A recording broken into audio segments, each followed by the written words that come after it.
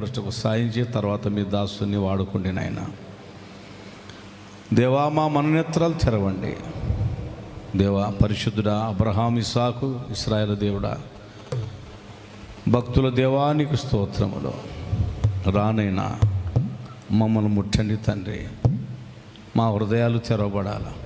మీ వాక్యము వినకముందు సంగీతం అనేది మా హృదయాలను సిద్ధపరుస్తుంది. आत्मा का मेलापन यीशु ही होता है। श्वेत भरत साकरे अन्निटिलो నెమ్మదినిచ్చి నా భారమంతా తీర్చి నా సేద తీర్చితివి, నీ ఆత్మతో ముద్రించితివి. పరచండి, మీ దాసుని మీరు బలపరచండి, శక్తిమంతులుగా చేసి నాకు మాకు కావలసిన వర్తమానం దయచేయమని సర్వశక్తి గల క్రీస్తు నామమున అడిగి వేడుకుంటున్నాను తండ్రి, ఆమేన్.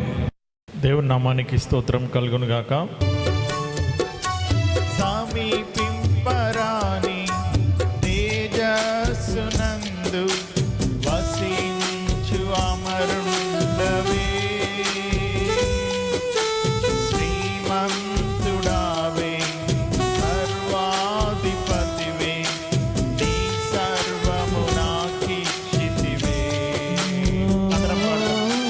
సమీపింపరాని తేజస్సునందు వసించు మరి అంతేకాకుండా నా శత్రువా, నా మీద నీవు అతిశయించొద్దు. ఎవరు మన శత్రువు? ఎవరు?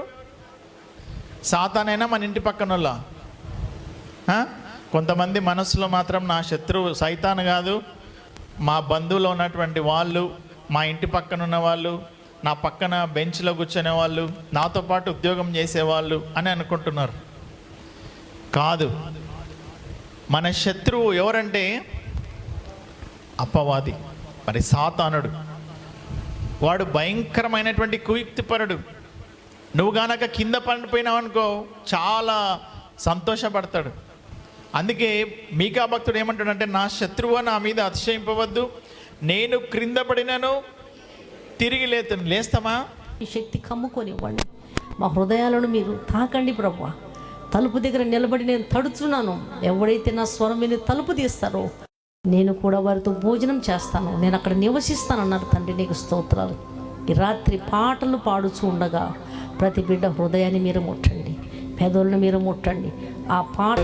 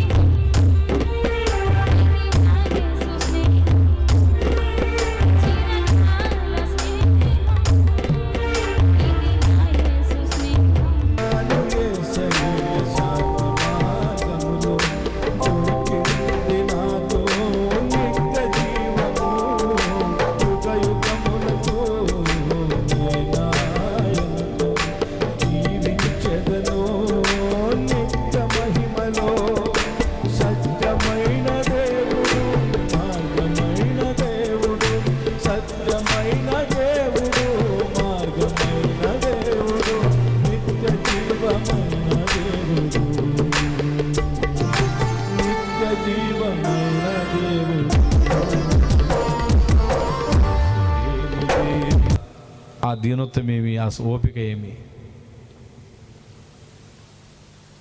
నాకు కూడా ఎన్నో టెన్షన్స్ ఉండే ఇంతకుముందు, కానీ దేవుడు అన్నీ నలగొట్టినాడు, అన్నీ ఒకటొకటి నేర్పించుకుంటూ వచ్చాడు. లేదు, ఆరోగ్యం పాడవుతుంది.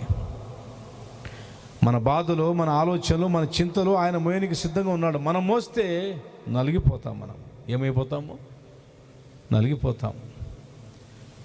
విచారం మన ముఖములు కనిపిస్తుంది, దుఃఖము ముఖం కనిపిస్తుంది, దిగులు, భయము, ఇవన్నీ ముఖములు కనిపిస్తూ ఉంటాయి.